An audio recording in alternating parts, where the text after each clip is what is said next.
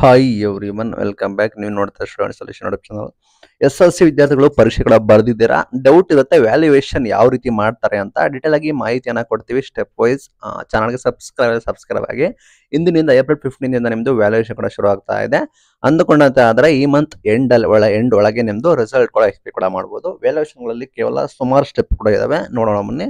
First ಬಂದ್ಬಿಟ್ಟು collection of answer sheet, ನಿಮ್ಮ ಉತ್ತರ ಪತ್ರಿಕೆಗಳನ್ನು ಸಂಗ್ರಹಣೆ ಕೂಡ ಮಾಡ್ತಾರೆ.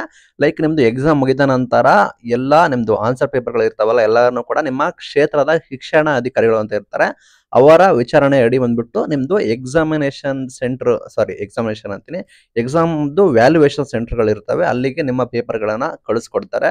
ಇದನ್ನ ಮ್ಯಾನೇಜ್ ಮಾಡೋದು ನಿಮ್ಮ ಕ್ಷೇತ್ರದ ಶಿಕ್ಷಣ ಅಧಿಕಾರಿಗಳು. ಇದು ನಂಬರ್ 1 ಸ್ಟೆಪ್ ಆಗಿರುತ್ತೆ. ನಂಬರ್ 2 ಹೇಗಿರುತ್ತೆ ಅಂತ ವ್ಯಾಲ್ಯೂಯೇಷನ್ ಅಂದ್ರೆ ನಿಮ್ದು ಉತ್ತರ ಪತ್ರಿಕೆ ವಿಷಯಗಳ ಆಧಾರದ ಮೇಲೆ ನಿಮಗೆ ವಿಷಯಗಳು ಕೂಡ ಇರ್ತವೆ, Kannada, English, Hindi, social science, ಆ ರೀತಿ ನಿಮ್ಮ ಎಲ್ಲ ವಿಷಯ ಆಧಾರ ನಿಮಗೆ ಪ್ರತಿ ವಿಭಾಗಕ್ಕೂ ಕೂಡ ನಿಮಗೆ ಇಷ್ಟು ಮೌಲ್ಯಮಾಪಕರು ಅಂತ ಇರ್ತಾರೆ. ಅಂದ್ರೆ ಮೌಲ್ಯಮಾಪಕರು ಅಂದ್ರೆ ಯಾರು ವ್ಯಾಲ್ಯೂಯೇಷನ್ ಕೂಡ ಮಾಡ್ತಾರೆ ನಿಮ್ಮ ಪೇಪರ್ಗಳನ್ನ, ಅವರು ಕೂಡ ಇರ್ತಾರೆ. ಅವರಿಗೆ ನಿಮ್ಮ ವಿಷಯವಾರು ನಿಮಗೆ ಹಸ್ತಾಂತರ ಕೂಡ ಮಾಡ್ತಾರೆ.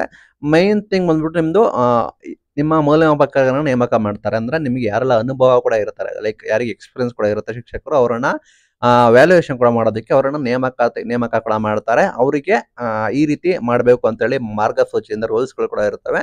ಅಂಡ್ ಅವರಿಗೆ ಕೀ ಆನ್ಸರ್ಸ್ನ ಕೂಡ ಕೊಡ್ತಾರೆ. ಆ ಕೀ ಆನ್ಸರ್ಸ್ನ ನೋಡಿಕೊಂಡು ಅವರು ಕೂಡ ನಿಮ್ಮ ಉತ್ತರ ಪತ್ರಿಕೆಗಳನ್ನ ಮೌಲ್ಯಮಾಪನ ಕೂಡ ಮಾಡಬೇಕಾಗುತ್ತೆ. ಮೈನ್ ಥಿಂಗ್ ಅಲ್ಲಿ ಅವರಿಗೆ ತರಬೇತಿ ಕೂಡ ಕೊಡ್ತಾರೆ, ಯಾವ ರೀತಿ ಮಾಡಬೇಕು ಅಂತ ಮಾದರಿಯಾಗಿ ಕೂಡ ಅವರಿಗೆ ವಿಧಾನಗಳು ಕೂಡ ತಿಳಿಸ್ತಾರೆ. ಯಾಕಂದ್ರೆ ವಿದ್ಯಾರ್ಥಿಗಳಿಗೆ ಮೋಸ ಆಗಬಾರದು ಅಂತ. ನಂತರ ಮೌಲ್ಯಮಾಪನ ಬಗ್ಗೆ ಯಾವ ರೀತಿ ಅಂತ ನೋಡೋದಾದ್ರೆ, ಪ್ರತಿ ಉತ್ತರಗಳನ್ನು ಕೂಡ ಮಾರ್ಗಸೂಚಿಯ ಪ್ರಕಾರ ಅಂಕಿಸಲಾಗ್ತದೆ. ಪ್ರತಿ ಉತ್ತರಗಳನ್ನು ಕೂಡ ನೋಡ್ತಾರೆ. ಲೈಕ್ ಮಾರ್ಗಸೂಚಿ ಯಾವ ರೀತಿ ಇರುತ್ತೆ ಅಂದ್ರೆ, ಲೈಕ್ ಮ್ಯಾಥಮೆಟಿಕ್ಸ್ ಅಂಡ್ ಸಮ್ ಇದಕ್ಕಾದ್ರೆ ಸ್ಟೆಪ್ ವೈಸ್ ನಿಮಗೆ ಇರುತ್ತೆ.